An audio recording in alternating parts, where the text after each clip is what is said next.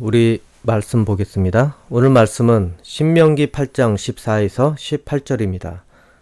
같이 읽겠습니다. 시작. 네 마음이 교만하여 네 하나님 여호와를 잊어버릴까 염려하노라. 여호와는 너를 애굽 땅 종되었던 집에서 이끌어내시고 너를 인도하여 그 광대하고 위험한 광야 곧 불뱀과 정갈이 있고 물이 없는 건조한 땅을 지나게 하셨으며 또 너를 위하여 단단한 반석에서 물을 내셨으며 네 조상들도 알지 못하던 만나를 광야에서 네게 먹이셨나니 이는 다 너를 낮추시며 너를 시험하사 마침내 네게 복을 주려 하심이었느니라. 그러나 네가 마음에 이르기를 내 능력과 내 손의 힘으로 내가 이 재물을 얻었다 말할 것이라. 네 하나님 여호와를 기억하라. 그가 네게 재물 얻을 능력을 주셨음이라. 이같이 하심은 네 조상들에게 맹세하신 언약을 오늘과 같이 이루려 하심이니라. 아멘. 쉬운 성경으로 제가 다시 읽어드리겠습니다. 그렇더라도 교만해져서 여러분의 하나님 여호와를 잊지 않도록 하십시오. 여호와께서는 종살이하던 이집트 땅에서 여러분을 인도해 내셨소. 여호와께서는 넓고 무서운 광야에서도 여러분을 인도하셨소. 그 광야는 메마르고 물도 없는 곳이었소. 거기에는 독뱀과 전갈이 있었소. 그러나 여호와께서는 여러분을 위하여 단단한 바위에서 물이 흐르게 하셨소. 그리고 그 광야에서 여러분의 조상이 한 번도 본 적이 없는 만나를 주어 먹게 하셨소. 그렇게 하신 까닭은 여러분을 겸손하게 만드시고 여러분을 시험하셔서 마침내는 여러분에게 좋은 것을 주시기 위해서였소. 여러분이 속으로 내가 부자가 된 것은 내 힘과 능력 때문이다 라고 생각할지도 모르겠소. 그러나 여러분의 하나님 여호와를 기억하시오. 여호와께서 여러분에게 부자가 될 수 있는 힘을 주셨소. 여호와께서는 여러분의 조상에게 하신 약속을 이루시려고 지금처럼 여러분을 부자로 만들어 주신 것이오. 아멘. 여러분, 힘겨운 인생길에서 어떤 말을 여러분은 듣고 싶습니까? 어쩌면은 이런 말을 듣고 싶을 수도 있습니다. 이제 고생 끝이다. 이제 고생 끝났어. 저는 이 말을 개그 콘서트에서 들었습니다. 어떤 건달이 매번 장사하는 아줌마와 그 어린 아들에게 찾아와서 아줌마, 돈 빌렸어? 그러면서 돈 갚아! 돈 갚아! 항상 이렇게 말을 합니다. 그리고 10년 동안 찾아와서 서로 익숙해져서 그 아줌마 일을 도와주다가 서로 눈이 맞아서 이제 이런 말을 합니다. 아줌마 이제 고생 끝났어! 이런 말을 들으면 기분이 좋지 않습니까? 여러분, 여러분의 인생 중에도 하나님께서 여러분에게 너 이제 고생 끝났어. 그동안 잘 견뎌냈다. 라고 모두에게 응답하게 되기를 소망합니다. 오늘 본문은 이스라엘 백성이 광야를 40년간 그렇게 떠돌다가 목적지를 코앞에 두고 모세가 이스라엘 민족에게 당부한 말입니다. 한마디로 말하면 이제 고생 끝이다. 행복이 펼쳐져 있다. 그리고 또 한마디를 더하자면 그렇게 행복해지고 잘 살게 된다고 해서 거기로 인도해 주신 여호와 하나님을 잊으면 안 된다. 이렇게 모세는 높아심에 그 행복에 대해서 그렇게 당부를 하였던 것입니다. 여러분, 이전에 부모님께서 용돈을 주시면서 꼭 이렇게 한마디씩 하지 않습니까? 애따 용돈이다. 너 용돈 받았다고 아주 좋다고 막 이것저것 쓸데없는 거 사면은 안 된다. 잘 써, 알았지? 만약에 막 쓰면은 너 다음 달 용돈 없어. 이런 말씀을 대부분 하지 않습니까? 일단은 용돈을 받아서 기분이 좋으니까 무조건 내라고 합니다. 이 이스라엘 백성도 그렇게 긴 세월을 40년 동안 그렇게 고생을 하던 끝에 하나님께서 드디어 은혜를 주시는 날을 맞이하게 된 것입니다. 그런데 여러분, 그 은혜가 얼마나 좋은 것이냐면은 신명기 8장 7에서 10절을 보면은 쉬운 성경으로 읽어드리겠습니다. 여러분의 하나님 여호와께서는 여러분을 좋은 땅으로 데려가실 것이요. 그 땅에는 강이 있고 연못이 있으며 골짜기와 언덕에는 샘물이 흐르고 있어. 그 땅에는 밀과 보리가 있고 포도나무와 무화과 나무와 석류나무가 있으며 올리브 나무와 꿀이 있어. 그 땅에는 먹을 것이 얼마든지 있고 부족한 것이 없어. 그 땅의 돌을 취하여 쇠를 얻을 수 있고 언덕에서는 구리를 캘 수 있어. 여러분은 먹고 싶은 것을 마음껏 먹으며 여러분에게 좋은 땅을 주신 여러분의 하나님 여호와를 찬양하게 될 것이요. 또한 12에서 13절을 보면은 여러분은 먹고 싶은 것을 마음껏 먹을 것이요. 여러분은 멋진 집을 짓고 거기에서 살게 될 것이요. 여러분의 소떼와 양떼는 점점 많아질 것이요. 여러분의 은과 금도 점점 많아질 것이요. 여러분이 가진 모든 것이 점점 많아질 것이요. 여러분도 이런 인생이 기다리고 있다면 어떤 마음이 들겠습니까? 생각만 해도 앞날이 희망이 부풀고 환상에 젖을 것입니다. 정말로 좋지 않겠습니까? 앞으로 살게 될 인생이 가진 것이 점점 불어나고 풍족해지고 먹고 싶은 것 마음껏 먹을 수 있고 게다가 주변 환경도 너무 좋고 그 좋은 환경에 아름다운 집까지 멋진 집까지 그렇게 생기게 되니 거기서 살게 된다는 그런 마음 때문에 희망이 부풀어 오를 것입니다. 광야길을 3번, 4번은 가도 전혀 어렵다고 생각을 하지 않을 것입니다. 몇 번을 가도 좋다. 내 인생이 이 길을 통해서 그것이 기다리고 있다면 그러지 않겠습니까, 여러분? 이 이스라엘 백성 광야 40년 동안 먹을 물 그렇게 걱정을 하며 또 잘 집도 없어서 이리저리 떠돌면서 그렇게 살아왔습니다. 그런데 이제 그럴 걱정 하나 할 필요 없습니다. 젖과 꿀이 흐르는 약속된 땅이 바로 눈앞에 펼쳐져 있기 때문에 그렇습니다. 이것이 누구 덕에 이렇게 됐습니까? 바로 여호와 하나님 덕에 그렇게 된 것입니다. 여러분도 이렇게 되길 바랍니다. 하나님 덕에 복을 받아서 먹고 살 걱정 하나 할 필요 없이 모두 해결되기를 저는 진심으로 소망합니다. 아무튼 이렇게 이스라엘 백성은 그동안 정착지가 없어서 그렇게 고생하며 살았습니다. 그래서 때로는 하나님을 원망하기도 했습니다. 그리고 그때마다 하나님께서는 그 원망에 대해서 인내를 하시고 그 목말라하는 백성에게 반석에서 물을 주시기도 하시고 그 원망하는 백성에게 메추라기를 내려주시기도 하셨습니다. 또 엘림으로 인도하여서 물도 마시고 배도 부르게 그렇게 인도해 주신 것입니다. 그런데 거기까지 가는 동안에도 그냥 빈손으로 가게 두지 않으시고 전리품을 챙기게 해주셨습니다. 그래서 그것을 들고 광야길을 가게 해주셨습니다. 이제 필요한 것은 그것을 쌓아놓고 누릴 수 있는 그런 공간만 있으면 되지 않습니까? 그렇기 때문에 정착할 땅만 있다면은 이제는 이런 모든 전리품들 창고에 쌓아놓고 그것을 누릴 일만 이제 남은 것입니다. 그러니 이제는 고생 끝 행복 시작이 기다리고 있었다는 것입니다. 그런데 여러분 이렇게 좋은 말만 이렇게 하면은 얼마나 좋습니까? 이 좋은 말 사이에 이 11절에 이런 말씀이 있습니다.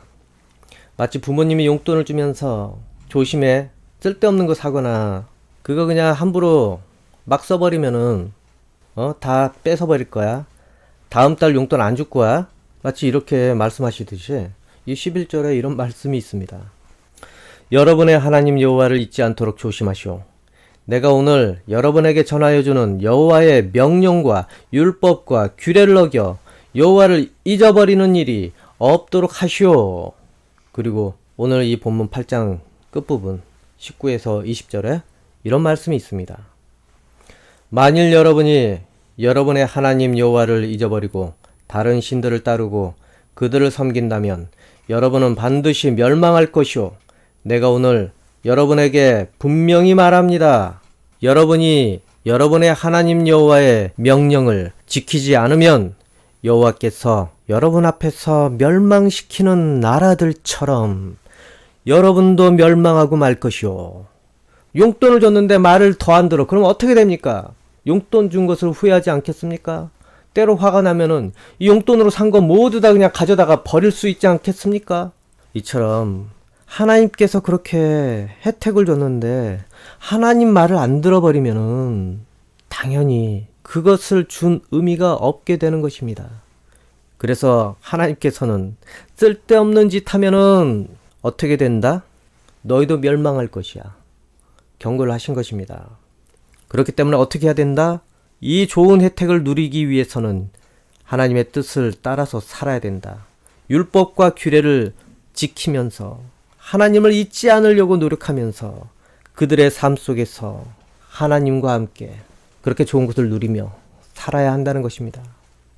그러면서 하나님께서 이렇게 베풀어 주신 은혜를 늘 기억하고 감사하면서 살기를 하나님께서는 바라셨습니다.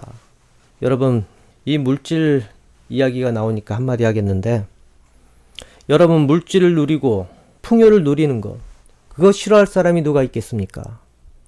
다 좋아하지 않습니까? 싫습니까? 그런데 중요한 것은 하나님을 잊어버리고 그렇게 살게 된다는 것 아니겠습니까? 이 이스라엘 백성도 물질을 받을 때는 정말 좋았습니다. 이 풍요를 얻게 되었을 때는 정말 좋았습니다. 그런데 얻고 난 다음에 그것이 문제였습니다. 하나님을 잊어버리게 되었습니다. 그리고 어찌 되었겠습니까? 하나님께서 주신 땅에서 결국 쫓겨나게 되었습니다. 그래서 다시 떠돌이 생활을 하게 되었습니다. 이전에 광야보다 더 크고 더 오랜 세월을 그렇게 헤매게 만드셨습니다. 이것은 무엇을 의미합니까? 이 언약이 깨지고 나면은 다시 원래 모습대로 그렇게 돌아가게 되는 것입니다. 원래 민족이 될 수 없는 그런 가족 공동체였는데 하나님께서 그들에게 약속을 하시고 복을 주셨기 때문에 그 가족 공동체가 민족을 이룰 정도까지 된 것입니다. 하나님께서 복을 주시지 않으셨다면은 그저 어쩌다 살았던 가족에서 끝났을 것입니다. 그래서 그들은 그 복을 잃어버리고 이전에 광야 시절보다 더 큰 온 세계에 그렇게 흩어져 버리게 된 것입니다. 더 오랜 세월을 그 세상에서 방황을 하게 된 것입니다, 여러분. 나라도 이룰 수 없고 여기저기 뿔뿔이 흩어지게 된 것입니다. 그런데 여러분, 그들 입장에서 우리 생각을 해봅시다. 어째서 그들은 하나님을 그렇게 잊어버리게 된 것입니까? 분명히 경고를 했는데도 하나님께 벌을 받게 되는데도 왜 그랬겠습니까? 이것은 우리 스스로에게도 한번 물어보시기 바랍니다. 분명히 성경에 이렇게 해라 저렇게 해라, 만약에 그렇지 않으면 어떻게 되겠다, 어떻게 된다, 어떻게 될 것이다 그랬는데 우리는 왜 온전히 순종을 하지 못하고 그렇게 살고 있습니까? 때로는 왜 하나님을 잊으려고 합니까?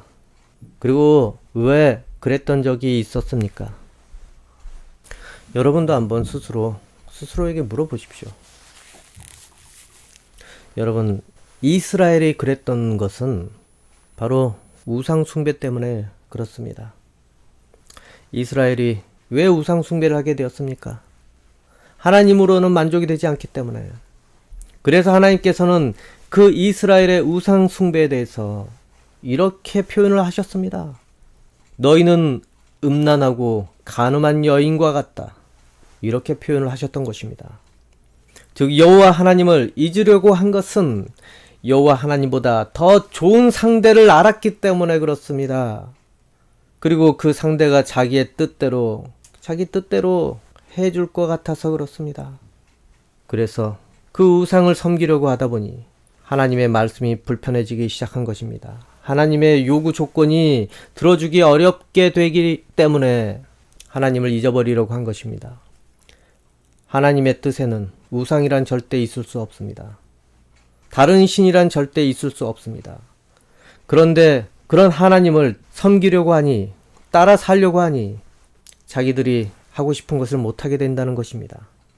그래서 이 이스라엘의 왕들은 그 불편한 하나님을 점점 잊으려고 했던 것입니다. 그래서 왕들은 이 백성들도 하나님을 믿지 못하게 우습게 만들려고 하나님을 두려워하지 못하게, 하나님은 아무것도 아닌 것으로 그렇게 만들려고 했습니다. 그래서 백성들이 모두 보는 앞에서 성전의 우상도 들여놓고 선지자도 잡아 죽이기까지 했던 것입니다. 그래서 광야 40년 동안 그들을 그렇게 헤매게 하셨던 것입니다. 그들에게 기억을 하게 말입니다. 너희는 광야길을 이 교만함 때문에 헤매게 되었던 그런 존재들이다. 그런데도 하나님께서는 용서하시고 너희를 먹이셨다. 40년간 너희를 먹이시고 입히셨다. 그러니 주의하여라.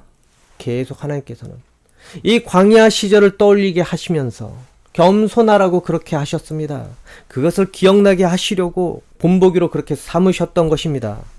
그리고 자신들의 처지를 똑바로 알라고, 또한 하나님의 은혜를 잊지 말라고, 그래서 광야 땅을 그렇게 40년간 떠돌게 했던 것입니다. 그들이 결코 그 약속의 땅에 들어갈 만큼 하나님 보시기에 합당한 존재들이 아니었다는 것을 기억하게 하신 것입니다. 그런데도 하나님께서는 그들을 이해하시고 용서하시면서 끝까지 약속의 땅으로 들어가게 해 주셨다는 것, 그것을 기억하라고 하나님께서는 늘 광야길을 기억나게 하면서 말씀을 해 주십니다. 신명기 9장 5절을 보면은 여러분이 그들의 땅을 차지하는 것은 여러분이 착하고 정직해서가 아니라 그 나라들이 악하기 때문이요. 그래서 여러분의 하나님 여호와께서는 그 나라들을 여러분 앞에서 쫓아내시는 것이요. 이렇게 하심으로써 여호와께서는 여러분의 조상 곧 아브라함과 이삭과 야곱에게 하신 약속을 지키시는 것이요. 바로 너희들은 복받을 자격이 없어. 그런데도 하나님께서는 너희들을 이 약속의 땅으로 인도해 내셨어. 너희 처지를 똑바로 알아라. 너희 조상들과 맺은 언약 덕분이야. 그렇게 하나님께서는 이 조상과 맺은 언약을 하나님께서 기억을 하시고 은혜와 자비를 그들에게 넘치게 베푸셨던 것입니다. 바로 아브라함과 맺은 그 언약이 그들에게는 이렇게 큰 혜택으로 주어진 것입니다. 그럼에도 그 땅에서 자신들 처지를 모르고 이 여호와 하나님을 잊으려고 했습니다. 그런데 하나님께서 뭐라고 하셨습니까? 만약에 너희가 그렇게 한다면은 하나님을 모르는 그 땅 민족처럼 너희를 취급하겠다. 멸망시키겠다. 여러분, 이것이 이스라엘 백성만의 일입니까? 우리를 한번 되돌아봅시다. 우리가 무엇인가 해결해야 할 일들이 있다면은 우리는 예수 그리스도 이름으로 기도를 합니다. 우리는 예수님 이름으로 우리의 필요를 그렇게 간구하게 됩니다. 그런데 여러분, 하나님께서 그 이름을 우리에게 허락하신 것은 우리가 정직해서도 아닙니다. 우리가 하나님 보시기에 정말로 착한 존재였고 의로운 존재여서 그런 것이 아닙니다. 그럼에도 하나님께서는 그 이름을 통해서 여러분의 모든 간구를 들으십니다. 그리고 응답해 주십니다. 이것은 우리가 바로 예수님 이름을 믿기 때문에 예수님의 의로우심이 그 이름을 통해서 우리에게 옷을 입히듯이 입혀졌기 때문에 그렇게 된 것입니다. 바로 우리의 처지는 복받을 처지가 아니라는 것입니다. 하루에도 수없이 죄를 짓고 일주일만 지나도 죄가 쌓이게 되는 그런 존재들입니다. 그런데 하나님께서는 그것을 다 아시고 예수 그리스도 이름으로 그 죄를 씻게 또 허락해 주셨던 것입니다. 하나님의 사랑 때문에 그렇습니다. 하나님의 사랑 때문에 그렇습니다. 여러분이 죄 지을 것을 다 아시기 때문에 그것까지 하나님께서 대비하셔서 예수 그리스도 이름으로 회개할 수 있게 그 방법까지 만들어 주신 것입니다. 여러분, 예수 그리스도 이름으로 기도할 수 있다는 것이 얼마나 큰 은혜입니까? 그렇게 해서라도 하나님께서는 여러분에게 복을 주시기 원하시기 때문에 그렇습니다. 이처럼 하나님께서는 우리 처지를 잘 아시기 때문에 하나님의 긍휼하심과 사랑으로 우리를 대하십니다. 그러니 우리는 하나님 앞에 어떻게 서야 되겠습니까? 하나님 앞에 어떻게 서야 되겠습니까? 내 능력으로 설 수 있습니까? 내 선한 행실로 하나님 앞에 설 수 있습니까? 오직 예수 그리스도 이름의 그 능력으로 우리는 설 수 있는 것입니다. 그렇기 때문에 우리는 예수 그리스도 이름을 허락하심을 늘 감사하면서 하나님 앞에 겸손한 모습으로 서야 합니다.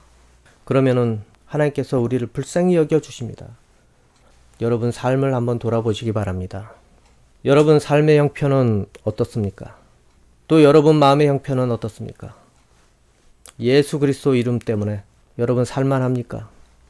그리고 생계 문제는 없습니까? 여러분 생계가 너무 어렵기 때문에 예수 그리스도 이름으로 기도하는 것이 헛되다고 생각을 혹시 한 적은 없습니까?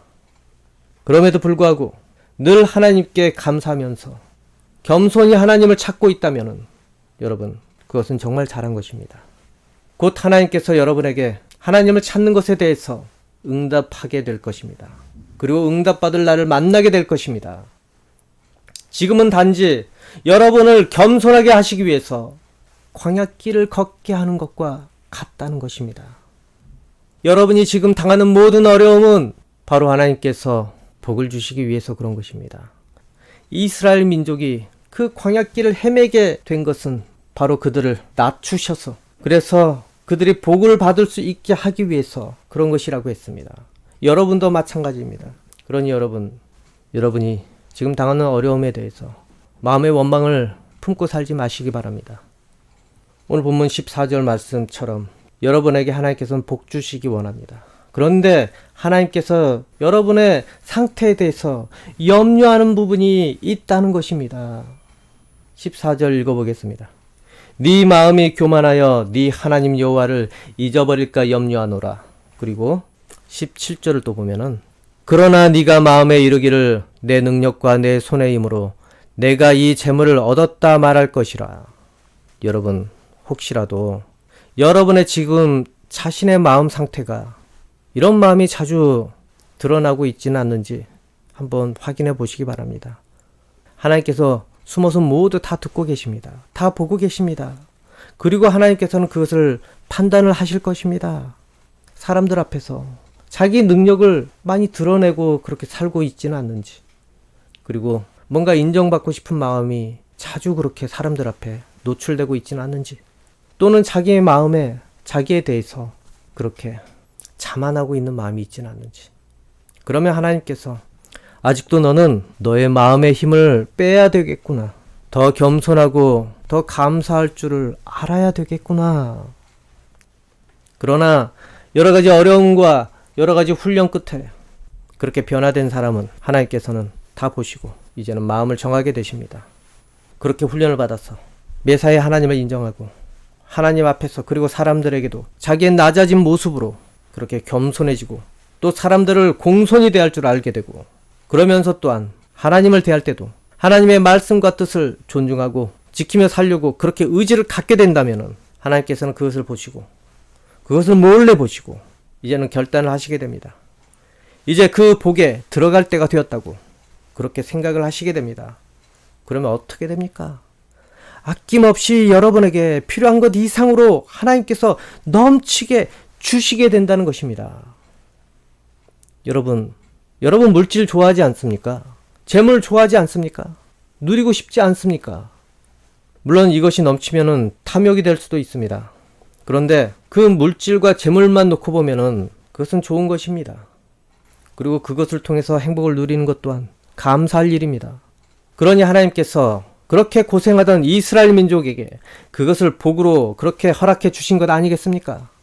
그런데 그것들을 여러분이 올바로 똑바로 살게 되었을 때, 드디어 주실 만한 그런 상태가 되었을 때 그것을 주시게 된다는 것입니다. 그런데 문제는 늘 있습니다. 그것을 통해서 우리가 하나님을 잊어버리게 될까봐 그것이 문제 아닙니까? 그것 때문에 욕심과 욕망이 너무 과해질까봐 그것이 문제 아닙니까, 여러분? 분명히 하나님께서는 여러분에게 좋은 것을 주시기를 원하십니다. 복을 주시기를 원하십니다. 그런데 여러분이 합당하지 않기 때문에 여러분을 낮추시기 위해서 여러 가지 훈련을 주신 것입니다. 그리고 그 훈련의 목적이, 그 훈련의 최종 목적이 바로 여러분을 복받게 하기 위해서라는 것을 여러분은 꼭 잊지 마십시오. 지금 어려운 상황이라고 해서 너무 낙심하지 마십시오. 아직은 우리가 받을 만한 상태가 아직 아니었을 수도 있습니다. 내가 받을 만한 상태가 아니었을 수도 있다는 것입니다. 받을 만한 상태가 아닌데 받았을 때 그것은 좋은 것이 아닙니다. 오히려 그것 때문에 하나님을 잊게 될 수도 있습니다. 하나님 앞에 죄를 짓게 만드는 독이 될 수도 있다는 것입니다. 그렇기 때문에 여러분 기다리십시오. 여러분의 때를 기다리십시오. 그리고 여러분의 상태를 되돌아보십시오. 내가 하나님 보시기에 너무 교만한 것은 아닌가? 지금 이 상황에서 내가 얻고 싶은 거 다 얻게 된다면은 나는 하나님에게서 멀어지는 것은 아닌가? 그러니 여러분 하나님 말씀을 가까이 하시기 바랍니다. 하나님 말씀에 비춰서 자기 자신을 들여다보십시오. 그러면 자기의 상태가 보이게 될 것입니다. 하나님 보시기에 지금 어떤 상태인지 어느 정도 감은 잡게 될 것입니다. 그리고 하나님 보시기에 완벽하지는 못할지라도 그 의지 하나 때문에 하나님께서 그것을 보시고 여러분의 원하는 모습으로 하나님께서는 변화되게 해주실 것입니다. 그리고 그런 때가 되었을 때 하나님께서는 물질이 되었든 뭐가 되었든 간에 반드시 주실 줄로 믿습니다. 그리고 하나님께서 허락하신 것이 너무 기쁘고 감사하여서 그것을 또한 올바로 쓰려고 했을 때 하나님께서는 여러분에게 허락하신 것 때문에 하나님께서 여러분을 보고 정말로 기뻐하시고 보람을 느끼시게 된다는 것입니다. 여러분 자녀에게 용돈을 줬는데 그걸로 공부할 책을 사고 그것으로 정말로 부모님 선물까지 사면서 자기 생활을 열심히 그것을 통해서 꾸려나갈 때 부모님은 얼마나 기쁩니까? 힘들게 돈 벌어서 자녀에게 준 것이 아깝지 않게 됩니다. 그것 여러분에게도 마찬가지입니다, 여러분. 그런데 자녀가 처음부터 그렇습니까? 부모에게 몇 번 혼나고 그 다음에 깨닫고 그 다음에 성숙된 다음에서야 그렇게 돈 쓸 줄을 알게 되는 거 아니겠습니까? 뭔가 배워야지. 자기 스스로 그렇게 되기는 너무 어렵습니다. 여러분도 마찬가지입니다. 여러 과정을 겪어서 결국에는 하나님께서 주신 은혜로 하나님을 기쁘시게 하는 그런 단계로 가게 된다는 것입니다. 그리고 최종 복이 여러분을 기다리게 됩니다. 그러니 여러분 하나님께 먼저 여러분이 앞으로 받을 복에 대해서 감사하기 원합니다. 예수 그리스도를 믿고 그 이름으로 기도할 수 있게 만들어 주셔서 정말로 감사함으로 하나님께 겸손히 나오시기 원합니다. 그리고 예수 그리스도를 앞으로도 계속 따르겠다고 마음에 다짐을 하면서 그렇게 사시기를 원합니다. 그러면 이제 여러분 인생에 고달팠던 고생들이 고생으로 보이지 않을 것입니다. 그것은 하나님과 함께 해결해야 되는 훈련으로 보일 것입니다. 그리고 그거 한 가지 해결될 때마다 하나님께서 함께 기뻐할 것입니다. 잘했어. 그러면서 우리에게 용기를 주실 것입니다. 수고했어. 그동안 수고했어. 고생 끝. 그리고 그것이 은혜의 도구가 되게 하실 것입니다. 여러분, 만약에 여러분이 이 고달픈 인생을 지나고 하나님께서 원하시는 대로 잘 견뎌낸다면은 하나님께서 이스라엘 백성에게 그렇게 주려던 것을 여러분 인생 가운데에서도 복으로 그렇게 여러분에게 주시게 될 것입니다. 부디 하나님을 잊지 않으려고 힘쓰시기 바랍니다. 그래서 여러분의 은혜가 여러분 삶 가운데 풍성해지기를 주 예수 그리스도 이름으로 축복합니다. 아멘. 기도하겠습니다. 아버지 하나님, 때로는 자기를 과장하거나 교만한 습관이 그렇게 생겨나게 됩니다. 아버지, 하나님 앞에서는 겸손해짐으로 하나님 앞에 나올 수 있기를 원합니다. 그리고 우리의 삶에서 우리가 불편한 것들 때문에, 내가 좋아하는 것 때문에 하나님을 멀리하지 않기 원합니다. 주님, 각 사람에게 하나님을 향한 마음을 허락하여 주시고 하나님과 사이를 갈라놓고 있는 그것에 대해서 내려놓을 수 있는 용기를 허락하여 주옵소서. 그리고 물질의 복과 재물의 복을 원하지만은 그것을 받을 만한지 늘 자기를 되돌아볼 수 있기 원합니다. 지혜를 주시고 분별력을 주십시오. 그리고 하나님, 변하려는 의지가 있는 모든 사람에게 주님의 능력이 임하기 원합니다. 우리의 힘으로는 하기가 너무 어렵습니다. 주님, 우리에게 힘과 능력을 주시옵소서. 그리하여 하나님께서 주시는 그러한 복을 꼭 누리며 받을 수 있기 원합니다. 예수님 이름으로 기도합니다. 아멘.